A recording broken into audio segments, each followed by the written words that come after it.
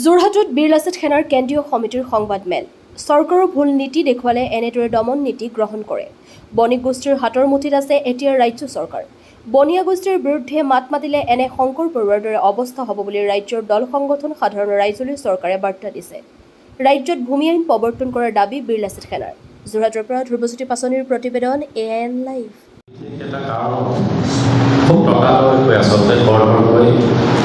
বীৰ লাচিত সেনা অসমৰ কেন্দ্ৰীয় সমিতিৰ তৰফৰ পৰা এখন সংবাদমেল দিয়াৰ প্ৰয়োজন অনুভৱ কৰিলোঁ আৰু সেইকাৰণে আমাৰ কিছু কথা আপোনালোকৰ মাধ্যমেৰে জৰিয়তে অসমবাসীক আমি জনাবলৈ আগবাঢ়িব বিচাৰিছোঁ। যোৱা কেইদিনমানৰ পৰা আপোনালোকে দেখিছে যে দুলীয়াজানৰ এটা বিষয়ে অসমৰ সমাজ জীৱনক উত্তাল কৰি ৰাখিছে।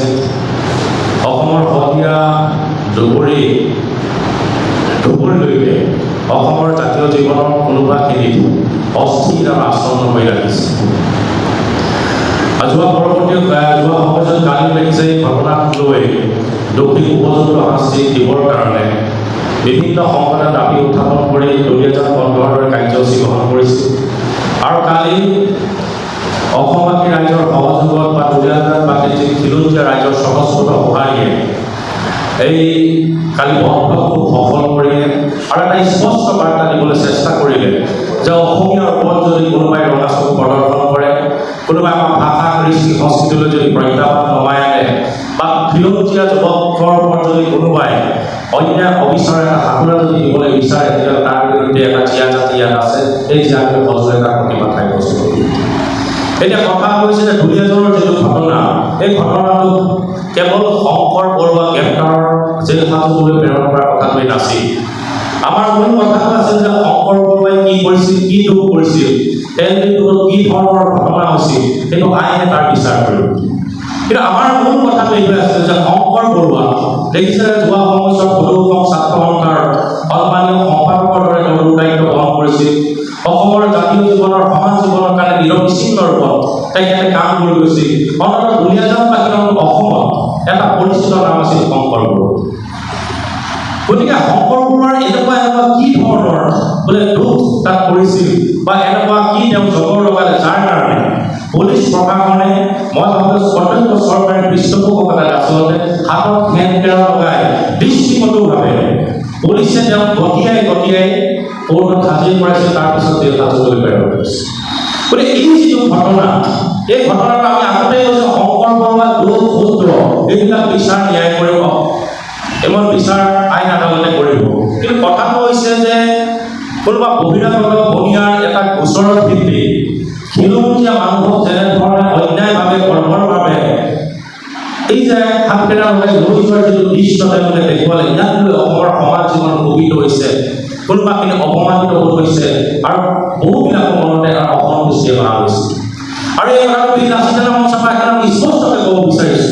ইয়াৰ জৰিয়তে মাত্ৰ এটাই বাৰ্তা তেওঁলোকে দিব বিচাৰিছে, যিসকলে যোৱা সময়ছোৱাত জাতীয় জীৱনৰ সমাজ জীৱনৰ কাৰণে কাম কৰিব বিচাৰিছে, যিসকলে আহিবলগীয়া চৰকাৰৰ ভুল নীতি অপৰিপক্ক ৰাজনৈতিক সিদ্ধান্তৰ বিৰুদ্ধে সততে সোচ্চাৰ হৈছে, তাৰ বিৰুদ্ধে মাত মাতিছে, তেওঁলোকৰ ওপৰত এটা স্পষ্ট বাৰ্তা চৰকাৰখনে প্ৰশাসনে আচলতে দিব বিচাৰিছে। যোৱা অৱস্থাত দেখিছে যে চৰকাৰ বহিৰাগত বণিক শ্ৰেণীৰ হাতৰ তলত আছে। এখন বণিকৰ পকেটত চৰকাৰখন পৰিচালিত হৈছে।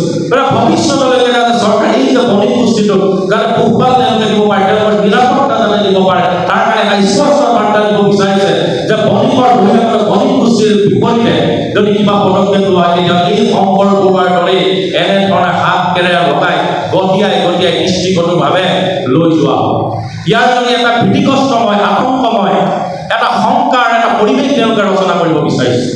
তাৰ লগত অকল জাতীয় জীৱনৰ সমাজ জীৱনৰ পৰা মানুহখিনিয়েই নহয়, তেওঁলোকৰ যিজন পৰিয়াল পৰিজন আছে তেওঁলোকলৈ এটা বাৰ্তা দিব বিচাৰিছে। এই আতংকময় ভয় ভীতিৰ এটা শংকা বাৰ্তা তেওঁলোকৰ মাজলৈ দিব বিচাৰিছে, যাতে ভৱিষ্যতলৈকে যিয়েই নহওক এই বহিৰাগত বণিক শ্ৰেণীটো হওক বা বিভিন্ন চৰকাৰী অদূৰদৰ্শী সিদ্ধান্তৰ বিৰুদ্ধে হওক, ৰাইজে যাতে মাত নেমাতে, কোনো জাতীয় দল সংগঠনে যাতে মাত নেমাতে, মাত মাতিলে এনেধৰণৰ যে বিলয় হ'ব তাৰ এটা বাৰ্তা দিব বিচাৰিছে।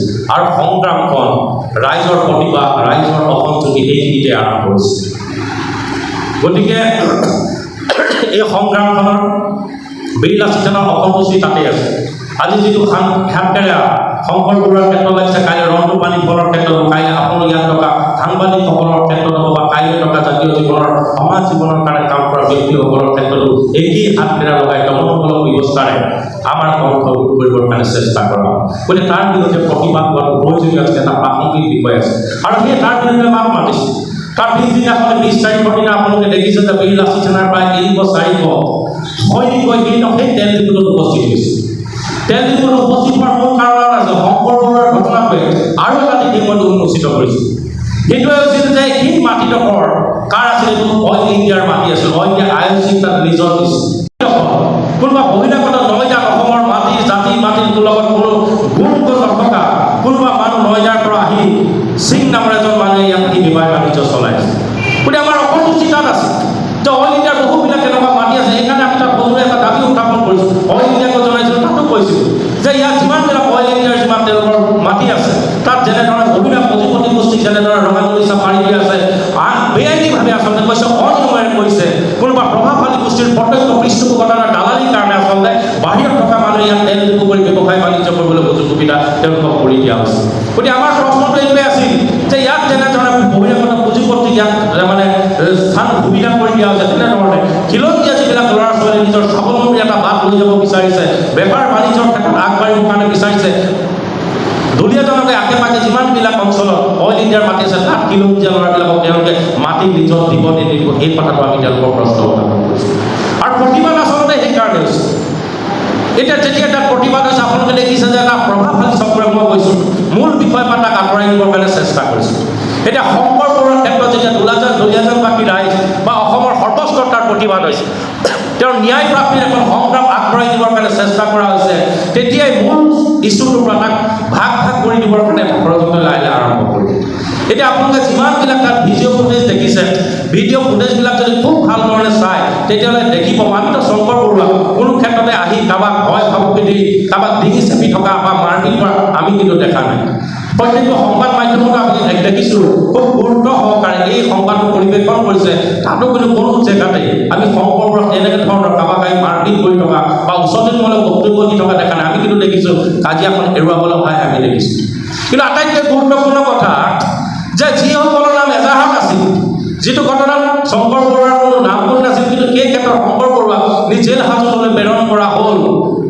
কিন্তু যিসকলৰ তাত এজাহাৰৰ নাম আছিল, এতিয়াও গোটেই ৰাজপথত, দুলীয়াজানৰ ৰাজপথত চৰকাৰৰ আগতে পুলিচ প্ৰশাসনৰ সন্মুখতে তেওঁলোকে নিৰ্ভয়ে কিন্তু নিৰ্বিচাৰে ঘূৰি ফুৰি থকা আমি দৃশ্য তাত সকলোৱে সুলভ হৈ দৃশ্য আমি দেখিবলৈ তাত পাইছোঁ। যিকোনো খবৰ আৰু বিজ্ঞাপনৰ বাবে যোগাযোগ কৰক 7896121996 লগতে 7002537271।